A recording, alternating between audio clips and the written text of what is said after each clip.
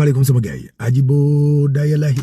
145e appelub Seydina Limaamu Laay ba tey lay tàmbali ci alxames ji jëm aljuma diggante Cambérène Ngor ak Yoff président de la république Bassirou Diomaye Diakhar Faye demoon na fa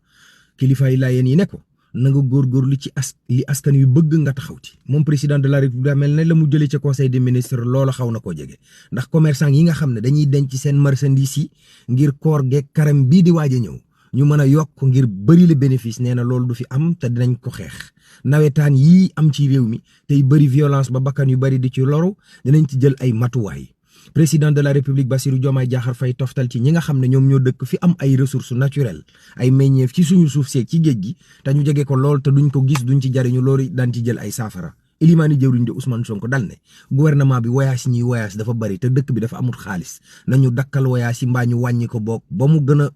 néew ña bokkoon ca CEDEAO ñetti réew yi nga xam ne ngànnaay la ñu jaar ngir jot seen nguur gañuy tee fi mu nekk nii génn nañ waa SAES waaw nees ko mën a waxatee Moustapha Diop xale carte xaalis xale gab ñu ne kon ci mbalaanum kiiraayam lañ bëgg ne yul bét ubbi yëkkati DGID direction générale des impôts et domaines kon yëkkati na tànkam ci ñi nga xam ne dañoo nekk ci wàllu secteur BTP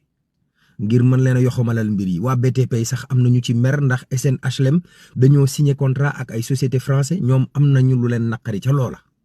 waaw litre ñaar fukki litre diwlin bi doon jar 18000 fi mu nekk nii mu ngi jar 23000 waaw mbir ma tàmbali na métti kay alima bu ñu wax alima Sippo moom day nee na am na ndaw su nekkoon Malika doon ko jox fii am na benn waay ju jóge Côte d'Ivoirien la doon leen formé ci affaire pëlil yaag yooyu tudd na ci ñu bëri Mame Ndiaye Savon sax convoqué nañ ko tey waaye bokkul ak njaayum xeesal mi ay yeneen coow la yoo tax ñu convoqué ko waaw appelub jàmm ak salaam